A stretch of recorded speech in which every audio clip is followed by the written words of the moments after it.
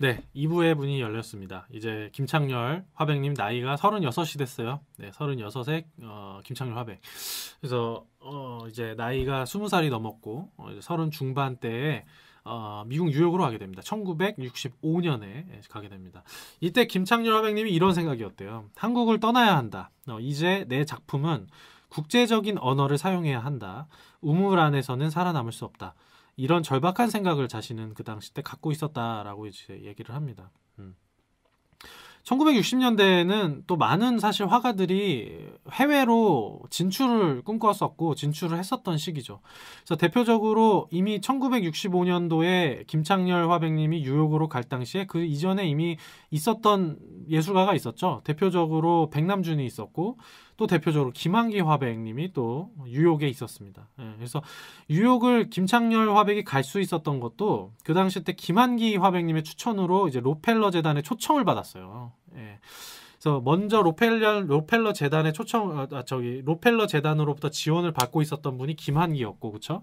그런 과정 안에서 김한기 화백님이 추천을 또 한 거예요. 김창렬 화백님을 추천을 해가지고, 그래서 이제 록펠러 재단의 초청을 받고 이제 미국으로 갈 수 있게 됩니다.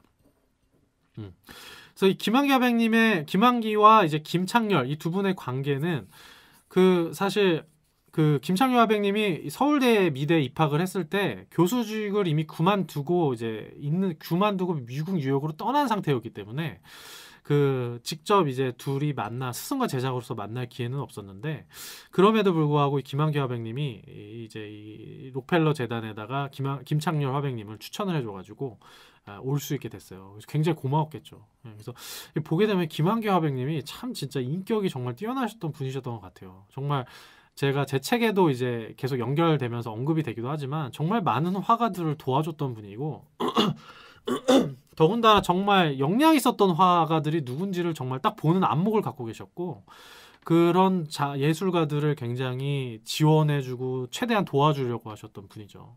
그래서 청경자 화백이 지방에서 서울로 올라올 수 있게끔 도와주기도 했고, 유영국 화백님도 마찬가지로 서울로 올라올 수 있게 이제 도와줬었던, 그쵸? 그러한 분이시기도 하고, 김창렬 화백님도 마찬가지로 뉴욕으로 와서 화업을 이어나갈 수 있게 도와준 굉장히 은인이죠, 은인.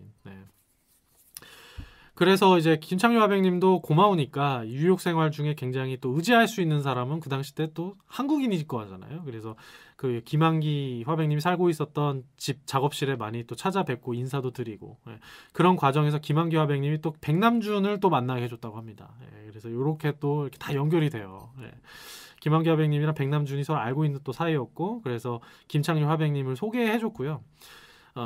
그렇게 되게 됩니다. 그래서 록펠러 재단으로부터 김창렬 화가님이 왕복 비행기 티켓과 매월 $600를 이제 지원받으면서 뉴욕에서 생활을 할 수 있게 됩니다. 그래서 이때 뉴욕 아트 스튜던트 리그 파나를 이때 이제 전공을 또 하게 되고요. 미국 생활에서 되게 중요했던 것들은 이제 굉장히 많은 또 미술관과 학교들을 견학을 했대요.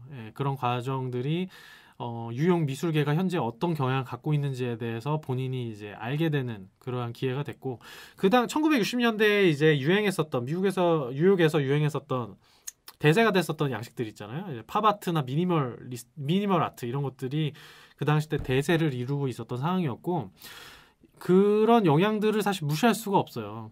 지금의 물방울 이제 그림이라고 하는 김창렬 화백님의 단순하고 미니멀적인 느낌 안에서 올라오는 그런 화면들이 나올 수 있었던 게 바로 이 미국 뉴욕에서 자신이 접했었던 팝아트와 미니멀 아트의 영향이 없을 수가 없죠. 당연히 이제 영향을 받게 되는 부분입니다. 이거는 모든 예술가들이 다 그런 거예요.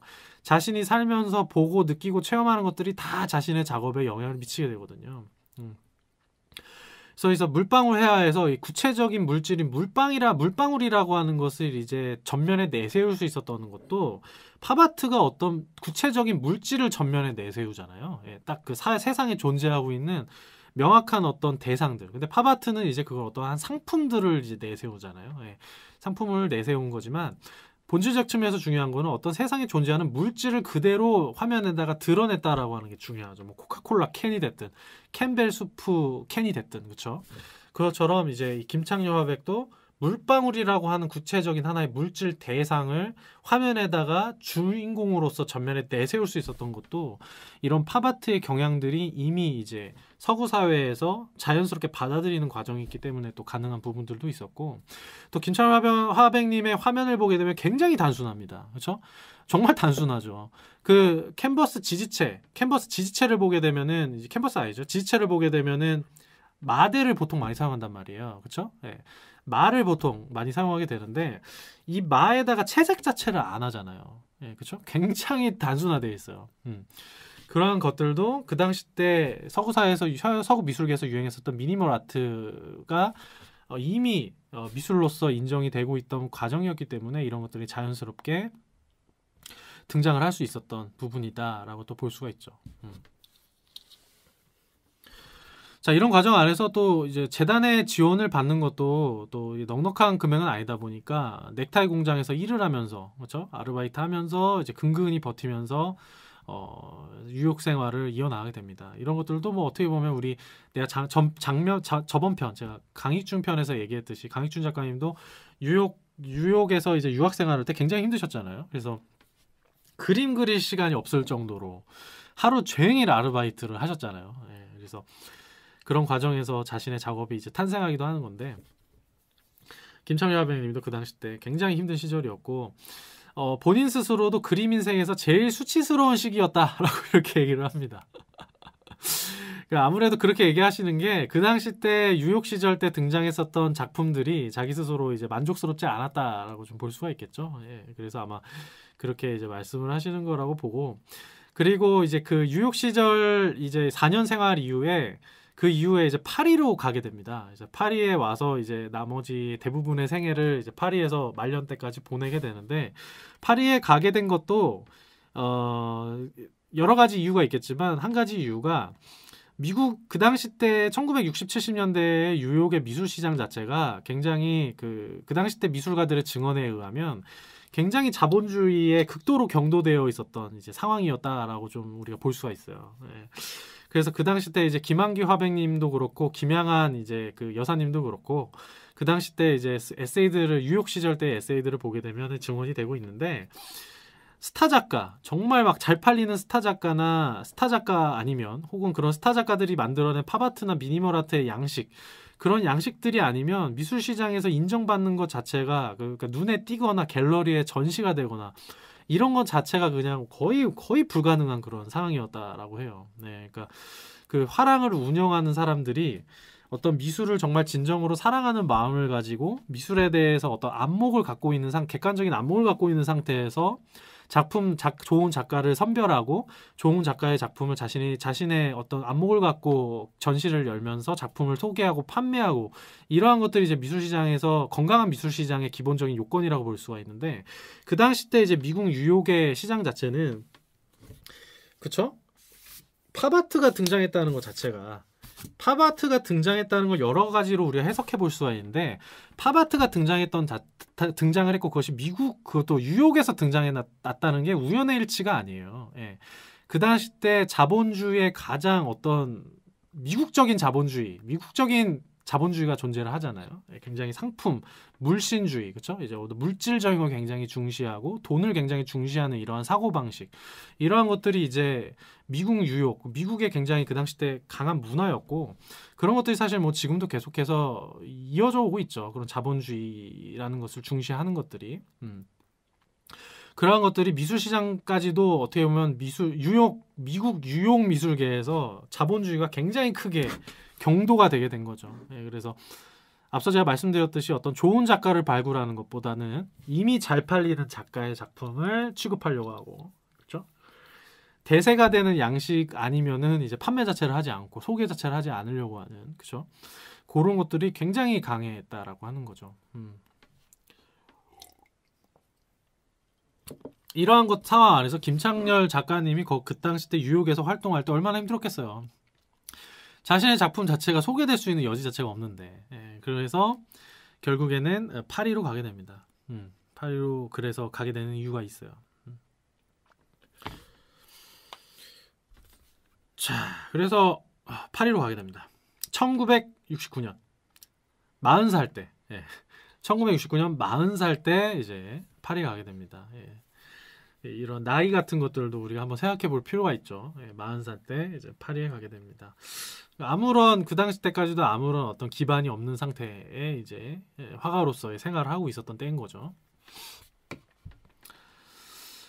이 당시 때 파리에 간 것도 백남준의 도움이 컸다고 합니다. 예, 그래서 백남준의 도움으로 그 아방가르드 페스티벌에 참가를 하게 됐고 이를 계기로 아예 그냥 파리에 눌러앉게 됐다고 해요. 뭐 경제적인 상황이 여건이 여의치 않다 보니까 이 당시 또 파리에서 18km 떨어진 이제 교외 지역에서 마국간을 이제 빌렸다고 합니다. 예, 마국간에서 마국간이 집이자 작업실이었다고 해요. 그래서 마국간에서 자고 먹고 모든 생활을 다 하고 그러면서 거기에서 작업도 하고 이러한 힘든 시절을 이제 이분이 생활을 하게 됩니다. 자, 처음에는 독일인 조각가와 같이 지냈고 그 이후에는 또 창원에서 자랑하는 이제 조각가죠. 조각가 문신 화백님이랑 화백이라고 볼 수 없죠. 조각가 문신과도 같이 그 이후에 생활을 하기도 합니다. 그래서 이때 김창렬 화백님이 이렇게 얘기를 해요. 콘크리트 바닥에 벽은 흰 페인트 그대로고 문은 있으나 마나 바람이 숭숭 들어왔어. 들고양이들이 제 집처럼 뛰어다니던 곳이었어 라고 이렇게 얘기를 합니다. 화장실도 없었대요. 그러니까 마구간이잖아요. 마구간. 말을 키우는 곳이란 말이에요. 당연히 화장실이 있을 리 만무하죠. 그래서 이때 물을 쓸 때도 옆집에 가가지고 부탁을 한 거죠. 그래서 물 좀 달라 이렇게 해가지고 옆집에 가서 화장실에서 물 받아가지고 물 쓰고 막 이랬다고 합니다. 진짜 이거를 지금 누가 할 수 있을까요? 그쵸? 예, 생각해 보세요. 이게 말이 쉽지. 지금 제가 말하는 게 쉽지. 생각을 한번 해보세요. 당사자라고 한번 생각을 해보세요. 아무도 모르는 타지 파리에 또 해외에 가가지고 그 마구간 하나 빌려가지고 마구간에서 화장실도 없는 마구간에 가가지고 그쵸? 얼마나 불편했겠습니까? 그러니까 정말 본인이 자신은 그림으로만 오직 살아가겠다라는 그러한 나의 생명을 던져서 그쵸? 그림으로만 오직 살아가는 삶을 살겠다라는 결연한 의지가 없다면 이런 게 불가능하죠. 할 수가 없죠. 그런 과정 안에서 이러한 김창렬 화가님의 이러한 불굴의 의지와 열정에 이제 반한 분이 계십니다. 그게 바로 마르틴 질롱이라는 이제 프랑스 여인이시죠. 그래서 이분을 만나게 됩니다. 이분이 그 당시 때 그랬어요. 그 당시 때 친하게 지내던 독일 조각가가 있었는데 그 독일 조각가의 부인의 친구라고 합니다. 이 마르틴 질롱. 이 여사님이 그러시고요.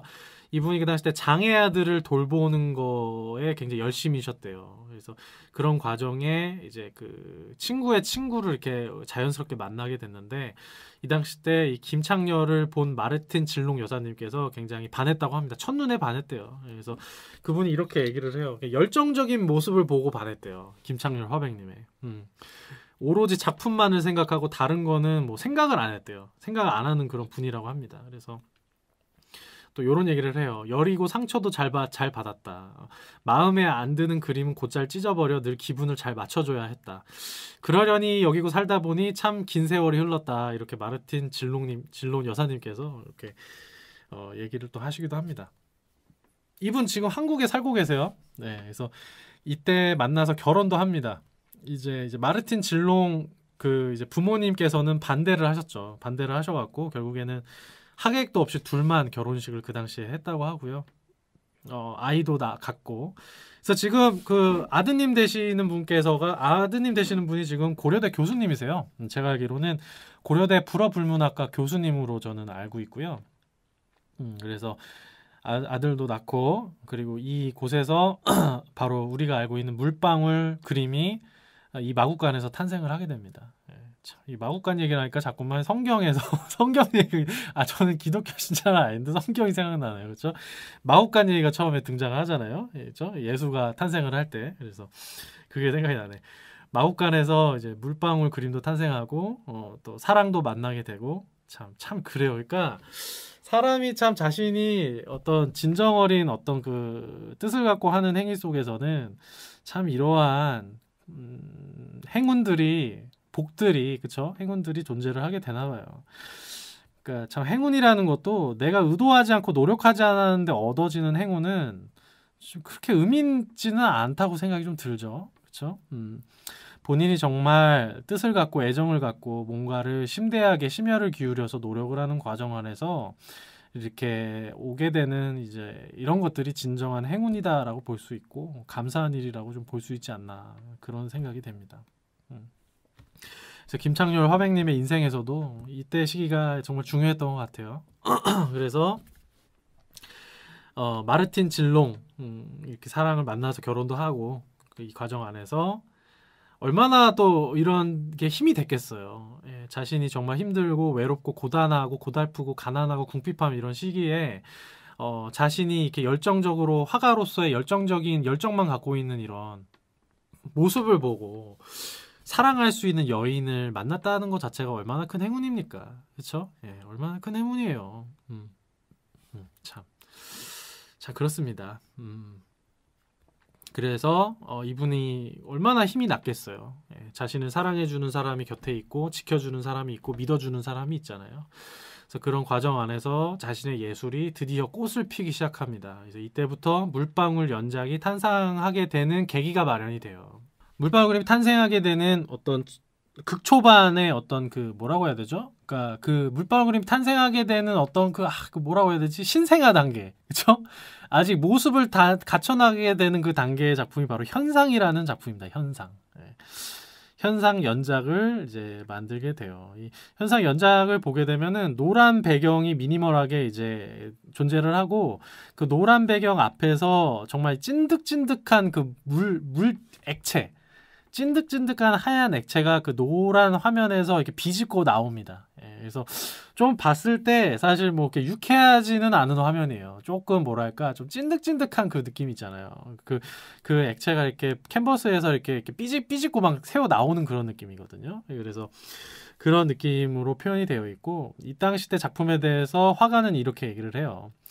억압된 중압감이 벽을 비집고 나오는 식으로 자신은 그때 그렸다라고 얘기를 합니다. 이것도 역시 앞서서 말씀드렸듯이 1950년대 중후반대에 그렸던 앵포르멜 경향의 회화들과 이 괴가 다 있죠. 근데 표현 방식만 다 바뀐 거라는 걸 우리가 알 수가 있어요. 그쵸? 네, 그게 굉장히 중요한 겁니다. 앵포르멜의 경향을 받아서 굉장히 즉흥적이고 굉장히 감각적인 그런 그림을 이제 그렸단 말이에요. 그 당시 때 그림은. 근데 그 당시 때 주제의식과 지금 이 현상이라는 연작을 그렸을 때의 주제의식이 전혀 다르지 않죠. 네, 전혀 다르지 않고 같은 맥을 갖고 있는 걸 알 수가 있고 그런데 이 현상 연작에서 다른 것은 단순히 이제 전쟁의 그 경험에서 우러나오는 어떤 자신의 분노와 자신의 좌절됨과 자신의 시대 유감과 자신 곁에서 세상을 떠나간 많은 생명들에 대한 어떤 슬픔과 이런 것들에 대한 표현을 하고 있는 것만을 넘어서 자신이 지금까지 그 이후에 살아왔었던 그 유욕의 4년 시절을 지나서 파리에 와서 마국간에서 생활하는 이 모든 과정 속에서 자신의 삶이 갖고 있는 그 팍팍함과 심리적 압박감과 물리적인 중압감들이 있잖아요. 예. 자신의 삶에서 겪어왔었던 이게 뭐 말이 쉽지 지금 몇 년 동안 이걸 겪었는데요. 지금 예. 거의 10여 년 동안 이런 시절을 지금 겪은 거 아닙니까? 예. 자신의 삶에서 겪어왔었던 그 고통의 시간들이 있잖아요. 네, 이거는 말로 표현이 될 수가 없는 거예요. 예, 그쵸? 근데 우리는 말로 표현할 수 없는 걸 느껴봐야 된다니까요. 이 말로 표현할 수 없는 이러한 자신의 삶에 있었던 심리적인 고통과 그쵸? 얼마나 그 고통들이 있었겠어요. 자신의 생존의 기반 같은 것들이 계속 흔들리는 상황에서 작업을 해왔잖아요. 그러한 자신이 내면에 갖고 있는 중압감들을 이 회화적으로 표현을 하고 싶어 했다라고 저는 그렇게 느껴집니다. 그래서 그 미니멀 유혹에서 생활했을 때 느꼈었던 미니멀 아트의 영향, 그렇죠? 그런 것들이 그 캔버스 화면에서 딱 보이죠. 그 노란색으로 단색조로 표현을 하고 있고 거기서 하얀색 그 끈적끈적한 그 물 액체 같은 느낌의 그것들이 이렇게 비집고 찌끗찌끗 나옵니다. 그게 이제 표현되어 있는 게 바로 이 현상 연작이에요. 그래서 여기에서부터 이제 보시기 시작하면 왜 김창렬 화백의 물방울 그림이 왜 나왔는지 알겠다. 이제 좀 감이 오실 거예요.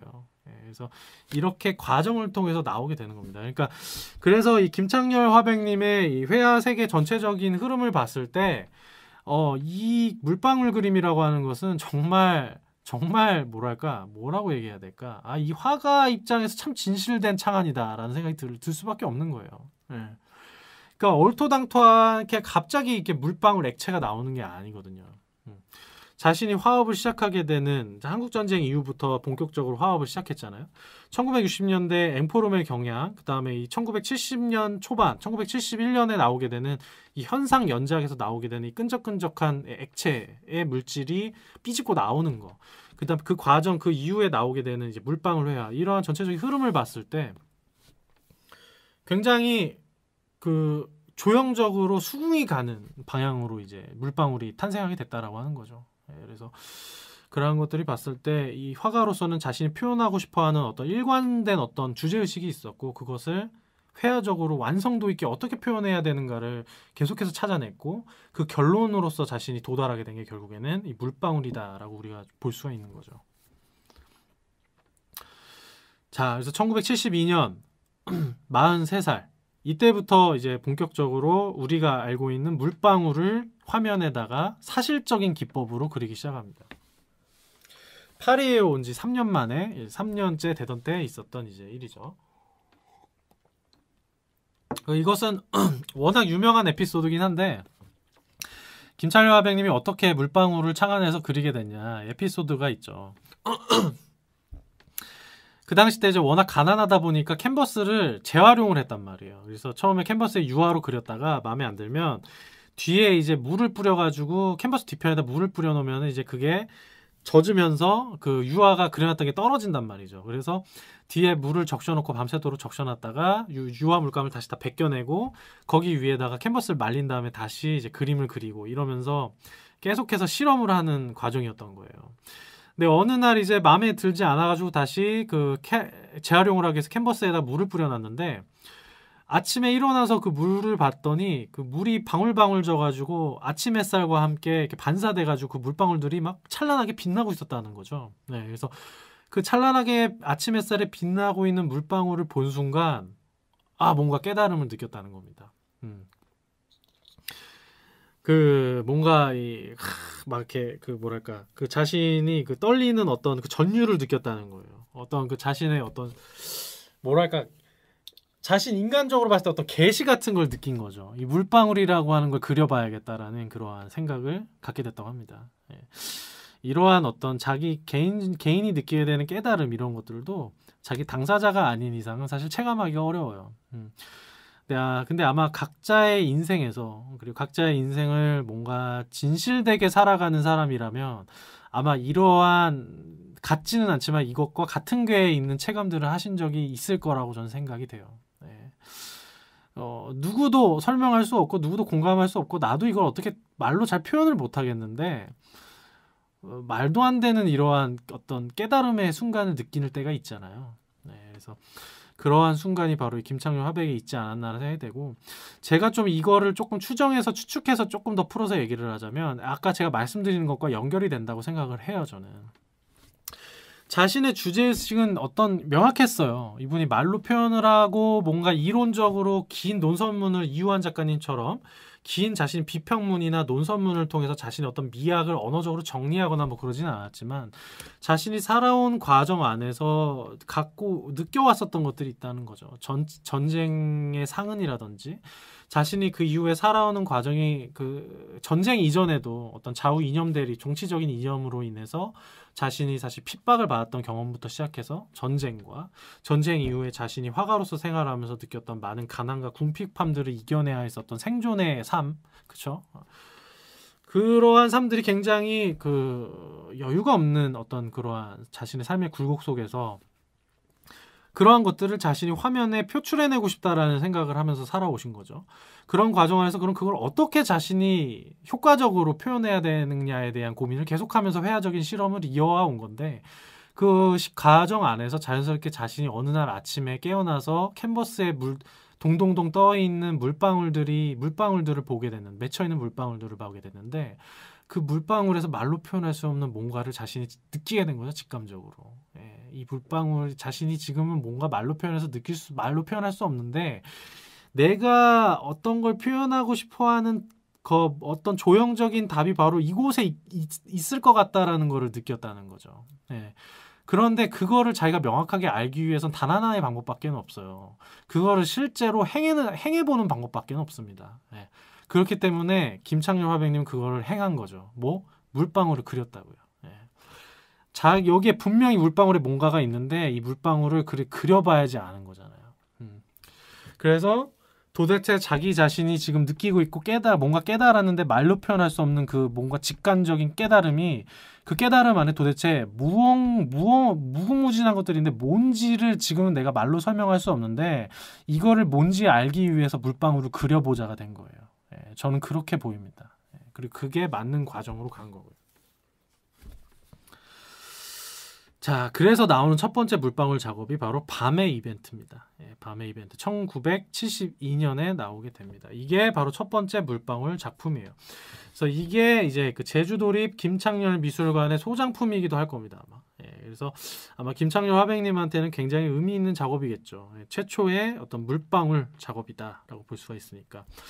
이때 이 작업은 캔버스에다가, 그쵸? 진녹색으로 전체적인 미니멀하게 그 채색이 되어 있고, 그 위에다가 물방울 하나가 떨어지고 있는 그 물방울 하나를 이렇게 커다랗게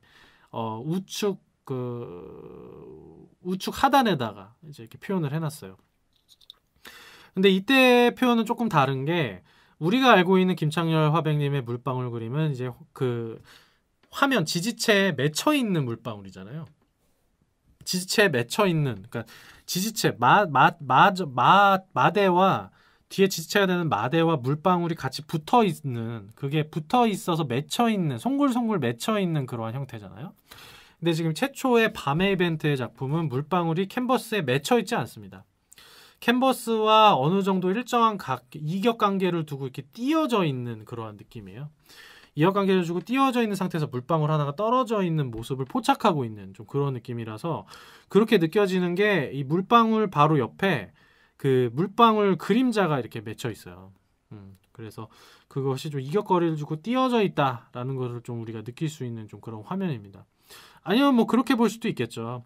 그러니까 물방울 자체가 화면에 붙어 있고 그 옆에다가 그 물방울의 흔적을 그려놓은 것이다라고 뭐 이렇게 볼 수도 있고, 뭐 정답은 당연히 없죠. 예, 그래서 근데 제가 처음에 봤을 때 인지가 되는 건 좀 그런 느낌으로 인지가 돼요. 그래서 이 밤의 이벤트가 이제 나오게 됩니다. 이 작품이 이제 1972년 파리 살롱드메에서 입선을 하게 됩니다. 예, 입선을 하게 됐다라고 하는 건 뭐죠? 인정을 받게 됐다라는 거죠.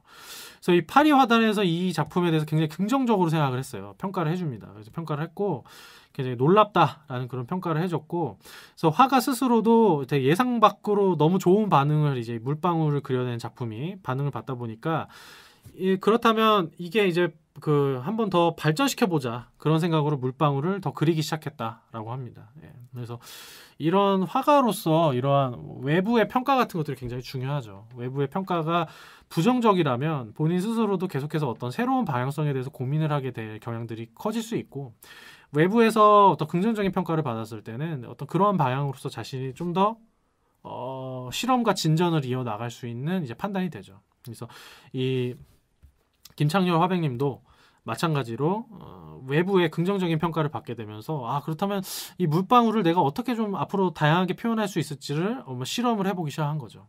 네. 그래서 이 초기의 물방울은 무엇인가라고 했을 때, 이 김창렬 화백님이 이렇게 얘기를 합니다. 초기 물방울 회화에서 물방울은 전쟁으로 인한 상실감과 정신적 고통을 극복하는 정화 치유의 수단이었다라고 이렇게 얘기를 합니다. 이게 이제 물방울의 모든 의미를 대변하는 게 아니라, 초기에 이제 이 김창렬 화백님이 그린 이 물방울, 이 어떤 화가한테 스스로 어떤 의미인가에 대한 이제 물음에 대한 답변인 거죠. 그래서 자신의 고통을 극복하고, 정신적 고통, 그러니까 전쟁으로 인한 상실감, 그 정신적 고통을 극복하는 치유의 수단이었다. 치유의 수단으로서 물방울을 처우기에 그렸다라고 이렇게 처음에는 그렸다 이렇게 얘기를 합니다. 근데 이후에는 조금씩 이 물방울의 의미가 좀 확장됩니다. 예, 달라진다라기보다는 확장되게 돼요. 쉽게 말해서 이 물방울이라는 하나의 대상물에 담겨져 화가가 스스로 이입시키는 의미들이 단순히 하나의 의미로만 정의되지 않고 굉장히 다양한 의미들이 이제 그 물방울 안에 이입되기 시작한다라고 하는 거죠. 예, 그거를 좀 더 이제 가면서 한번 볼게요. 자, 그래서 그 이후에 계속 물방울을 이제 그리기 시작하는 겁니다. 1972년 이후부터 계속 물방울을 그렸고 지금까지도 물방울을 계속 이제 그리신 거죠. 예, 그래서 40여년간을 물방울로 이제 그림을 계속 그렸던 그러한 이제 화업을 갖춰나가게 되는 겁니다. 이때 이제 그 이후에 이제 개인전을 처음 열었대요. 이 개인전도 갤러리에서 처음에 연 게 아니라 그 마곡간 작업실 근처에 있는 골동품 가구점에서 첫 개인전을 열었대요. 그래서 그때 그냥 개인전을 그냥 조촐하게 연 거죠. 근데 그때 이제 그 당시 때 길을 우연히 지나가고 있었던 한 기자가 있었대요. 그 기자가 이 작품을 보고 굉장히 이제 매력을 느낀 거죠. 그래서 그거를 이제 기사화했고 그 이후에 다른 신문사들에서도 기사를 다루게 되게 되면서 김창렬 화백님이 굉장히 빠르게 파리의 화단에서 알려지기 시작합니다. 예, 그래서 사실 이 이후부터 이제 김창렬 화백님은 사실 뭐 경제적인 측면에서 경제적인 측면에서 좀 괜찮아지시죠 이때부터. 그렇죠? 네, 그렇게 되게 됩니다. 그래서 되게 파리의 비평가들로부터 되게 좋은 평가를 받기 시작해요. 그 물방울들이 최면의 힘을 가지고 있다라는 뭐 그런 평이라든지 또 정지된 시간과 불변하는 세계의 이미지, 노자의 사상이 담겨있는 이미지들의 주조를 이룬다 뭐 이런 평가들을 받기도 하고요. 그래서 굉장히 김창렬 화백님의 물방울 그림들에 대해서 많은 비평들이 존재하고 있잖아요. 그래서 한 인터뷰에서 김창렬 화백님이 그렇게 얘기하더라고요. 그 비평가들이 내 작품에 대해서 굉장히 다양한 견해를 지금 막 제시를 한다. 그러니까 그러다 보니까 나는 그냥 가만히 있는데 시간이 지나고 나다 보니까 내가 이제 그런 사람이 되어 있더라. 뭐 이렇게 얘기하시더라고요. 그러니까 자신은 그냥 가만히 그림만 그리고 있었고 물방울만 그리고 있었는데 자기는 결국에 시간이 지나다 보니까 비평가들이 비평하는 대로 자신의 작품들이 그렇게 막 이렇게 대단하게 비평하는 대로 자신이 그런 사람이 되어 있더라 이렇게 얘기를 하는 거죠. 이런 거 보면은 되게 이 화백님이 되게 솔직하세요. 왜냐하면 이게 얘기한 게 굉장히 솔직한 얘기인 거거든요. 예, 예. 되게 솔직하잖아요.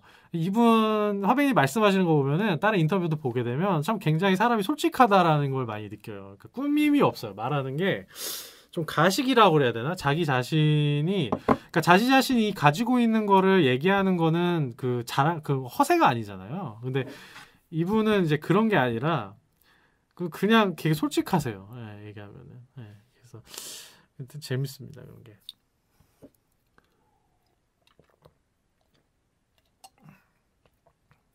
그래서 그 이후에 또 물방울 소재로 이렇게 좋은 반응을 얻게 되다 보니까 다양한 회화적 실험을 이제 이어 나가게 됩니다.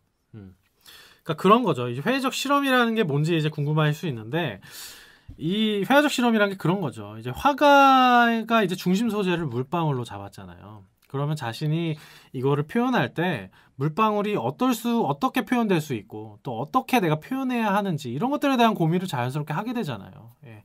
그러한 것들을 자신이 숙고를 하면서 조형적인 실험을 계속해서 이어나가는 과정이라고 볼 수가 있는 거예요. 자신이 물방울을 그릴 건데 그 물방울을 어떻게 그려야 되는지에 대해 고민하는 거잖아요. 예.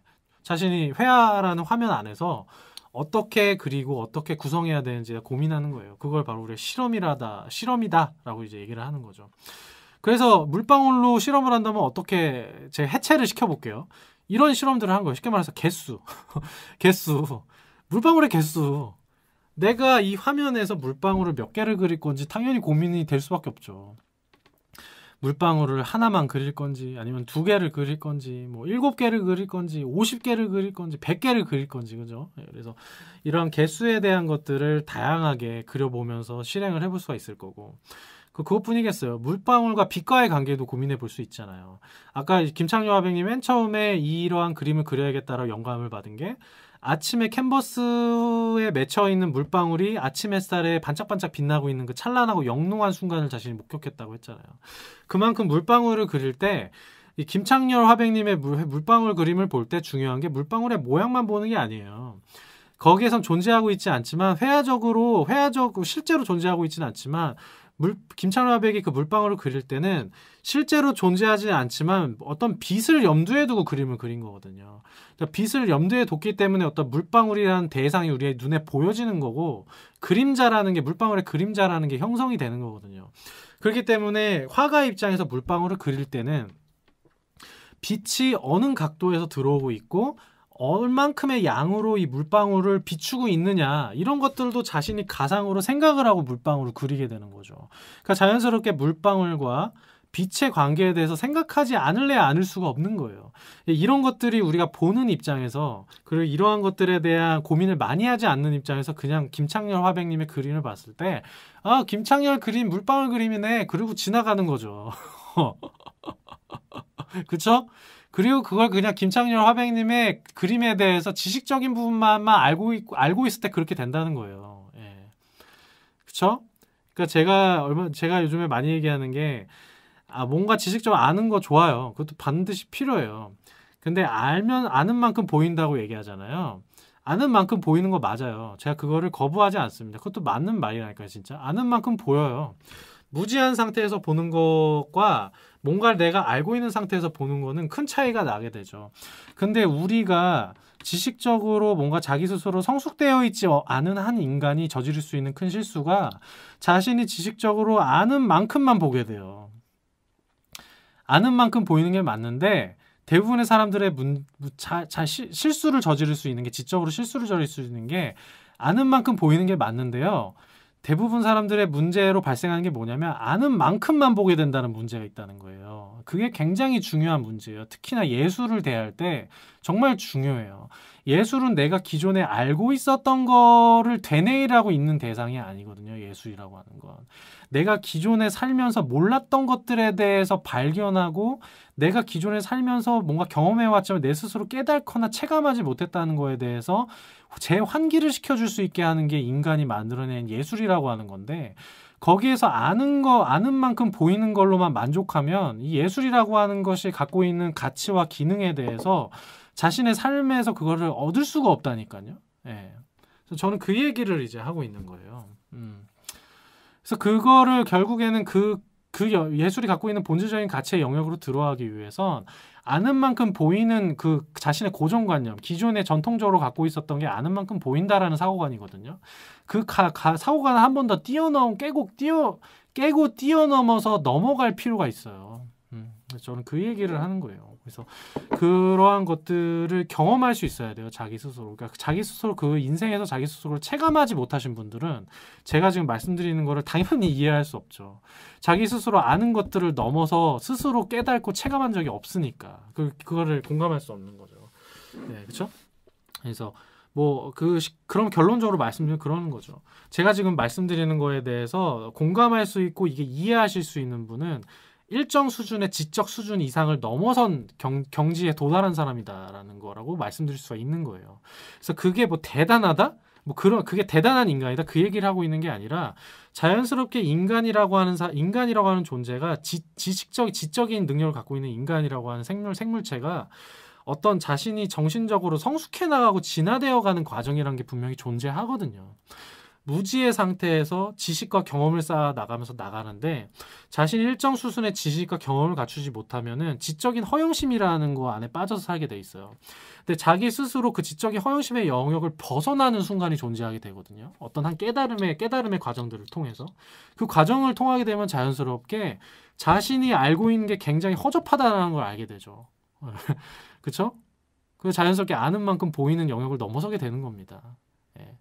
아는 만큼 보이지 않는 미지의 영역으로 가게 되고 미지의 영역, 보이지 않고 내가 알지 못하는 영역으로 끊임없이 노를 저어서 헤엄쳐 나가는 아이가 될 수밖에 없다고 좀 봐요. 그러니까 제가 말씀드린 건 지식의 영역이 아니라 깨달음의 영역이라는 겁니다. 그리고 자신의 정신적인 성숙됨, 자신의 정신적인 가치를 알고 그 정신적인 성숙됨의 삶의 영역으로 자신이 나아가고자 하는 어떤 지성인이라면 저는 응당 그렇게 가야 되는 거라고 생각을 해요. 네. 그래서 그것도 결국 자신의 의지의 문제인 거죠. 자신 삶의 의지의 문제가 되는 거라고 좀 봅니다. 참 말로 설명하기 힘든 부분인데 최대한 말로 설명해 보고자 했습니다. 저는. 그래서 말씀드렸듯이 다양한 실험을 하죠. 물방울의 개수, 그다음 물방울과 빛과의 관계에 대해서 엄청나게 생각을 하겠죠. 연구를 할 거 아닙니까? 생각해 보세요. 자, 한번 생각해 보세요. 본인이 화가인데 물방울을 그려야 돼요. 엄청나게 고민하지 않겠습니까? 예, 그쵸. 좀 느껴지지 않습니까? 그쵸? 그리고 또 물방울과 화면과의 다양한 화면 구성을 하게 될 거잖아요. 그게 김창렬 화백님이, 김창렬 화가님의 작품들을 보게 되면 되게 놀라운 지점이, 우리가 보면서 느끼게 된 놀라운 지점은 뭐냐면, 어떻게 물방울 하나 가지고 이렇게 다양하게 표현을 할 수 있냐라는 거겠죠. 그죠? 이제 이게 작품이라고 하는 작품 하나를 보고도 하는 영역을 넘어서서 어떤 이 전체적인 어떤 뭐라고 얘기를 해야 되지? 이렇게 매크로한 관점에서, 그러니까 이렇게 되게 굉장히 거시적인 관점에서 이 작품을 미술이라는 것을 봤을 때 김창렬 화백님의 이제 작품들을 봤을 때 놀라운 지점들은 어떻게 이 물방울이라는 단순한 소재를 가지고 이렇게 다양한 화면 구성과 창안을 만들어낼 수 있을까라는 거에 대한 이제 놀라움이 이제 자아내게 되는 부분이고, 저는 사실 그런 것들이 이제 김창렬 화백님의 작품들의 가치롭게 만드는 부분이다라고 생각을 해요.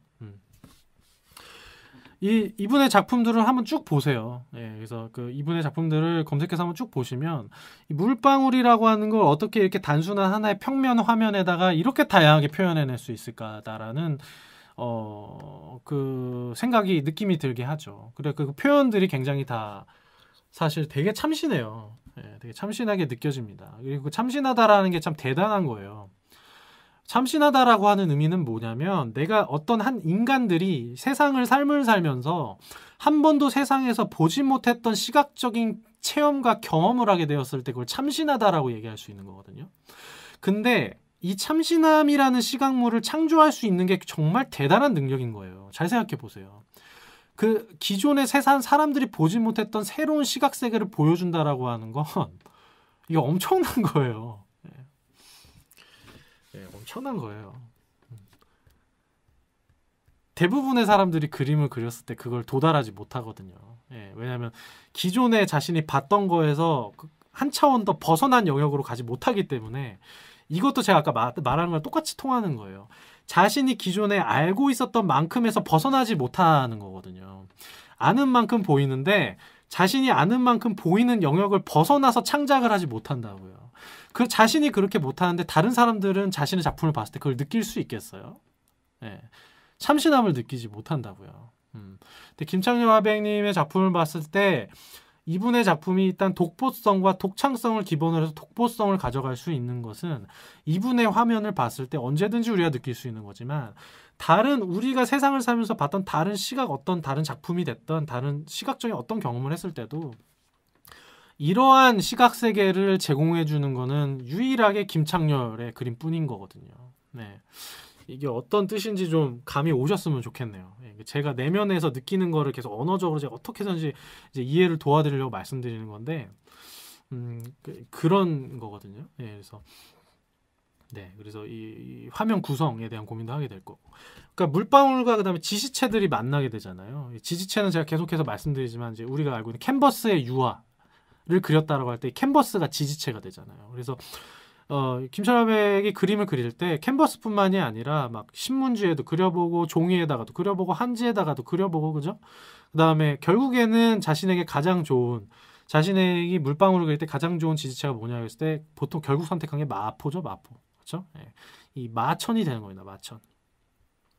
이 마천의 질감이 굉장히 오돌토돌하고 굉장히 거칠잖아요. 굉장히 자연적인 느낌을 자아내는 이제 물질입니다. 그래서 이 물질 위에 자신이 물방울을 그려냈을 때 가장 이 물방울의 속성이 잘 드러나면서도 이 마포와 물방울의 이 대비가 굉장히 사실 엄청나죠. 예. 그렇게 말이 표현이 되네요. 예. 엄청난 대비가 일어나잖아요. 컨트라스트가 대단하다고요. 이 엄청난 대비감이 느껴지는 것 자체가 대단한 거예요. 예. 이 엄청난 콘트라스트가 느껴진다고요. 이 콘트라스트, 이 대비라는 게 정말 대단한 창안이고 발견이라고 볼 수가 있어요. 그 우리가 자연을 봤을 때 그런 대비적인 것들에서 굉장히 아름다움을 많이 느껴요. 예로 제가 말씀을 드리면 우리가 어떤 자연 여행을 가서 자연 풍경을 바라볼 때 우리가 굉장히 경외감과 놀라움과 내면에서 굉장히 기쁨을 크게 느끼거나 환희를 느끼게 되는 많은 풍경들의 기본적인 조건이 컨트라스트예요. 네. 그 녹색 평원들이 펼쳐져 있고 그 녹색 평원 위에 푸른 파란색 쪽빛 하늘이 펼쳐져 있을 때 우리는 굉장히 경이감과 환희를 느끼죠. 우리가 바다를 바라볼 때 그 황토빛 자갈밭 위에 바로 떠 있는 그 쪽빛 바다와 그 바다에 반사된 푸른 하늘이 컨트라스트 대조를 이룰 때 우리는 환희를 느끼듯이 이 김창렬 화백이 만들어낸 이 마대와 물방울, 단순화된 물방울과 단순화된 마대가 놓여졌을 때 같이 연결이 됐을 때 느끼게 되는 이 대비감에서 오는 이 환희감인 거죠. 네. 저는 그런 걸 느끼실 수 있는 분들이 미술을 얘기했으면 좋겠어요. 왜냐하면 제가 그걸 느끼기 때문에 얘기할 수 있는 거거든요. 이 못 느끼는 사람들은 자꾸만 그러니까 교과서 펼쳐서 얘기하는 거예요. 왜냐하면 자기가 느낀 적이 없으니까. 예. 근데 본인들이 그걸 얘기하시면 문제가 되는 게 뭐냐면 그걸 보고 받아들이는 사람들이 미술을 이걸 제대로 느낄 수가 없게 되는 거거든요. 이 마포와 물방울의 대비감이 이게 엄청난 거고 이거를 이게 발견해냈다라는 것 자체도 그것 자체만으로도 의미가 있는 이제 사실 회화 세계입니다. 김창렬 화백님의 이제 회화 세계는 그렇게 말씀드릴 수가 있고 그다음에 이 물방울의 상태 그렇죠? 제가 맨 처음 방송 시작할 때도 얘기했지만 물방울이 중력을 거의 받지 않아가지고 완전히 동그란 물방울도 그려지기도 하고 아니면 중력을 받아서 흘러내리기 일보 직전의 물방울이 존재하기도 하고 이미 흘러내리고 있는 물방울이 존재하기도 하고 물방울이 마포천에 마치 이미 스며들어서 사라진 것과 같이 이제 표현이 되기도 하죠. 이러한 것들이 모두가 가르쳐 준 겁니까? 네, 그렇죠? 아니란 말이에요. 이 김창렬 화백님이 물방울을 가지고 자신이 그림을 그릴 때 이것을 내가 어떻게 그려야 하며 어떻게 그릴 수가 있는 것인지에 대해서 굉장히 다각도로 자신이 스스로 탐구를 해나가는 과정을 제가 지금 해체해서 말씀드린 겁니다. 제가 말로 표현해서 되게 쉽게 느껴지지 이 과정들이 본인 이게 엄청 힘든 과정이죠.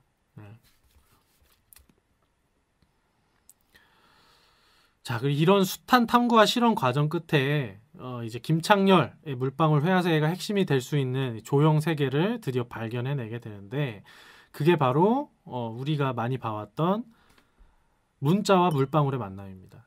더 직접적으로 얘기하면 천자문과 물방울의 만남이 이제 되는 거죠. 네.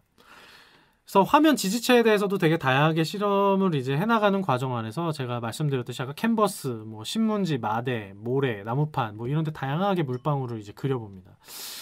그래서 이것도 역시 이제 물방울과 배경 간에 어떠한 새로운 관계성이 탄생할 수 있는지에 대해서 알아보는 자기 스스로 탐구해가는 과정이다라고 볼 수가 있고 그래서 목판에다가 유체를 한 거, 그다음 유리와 무쇠를 이용한 이제 조각 작품도 있고요. 심지어 달력에다가도 이제 아크릴릭을 한 작품들도 있어요. 그래서 김창렬 미술관에 가시면은 아까 제가 말씀드린 그 유리로 물방울을 만들고 그 유리와 또 이 강철 쇠, 그렇죠? 쇠와의 이 대비가 이제 있거든요. 물성에서의 대비도 존재하고 시각적인 걸로 봤을 때의 대비가 느껴지고 우리가 촉각적으로 느껴지는 대비감이 커요.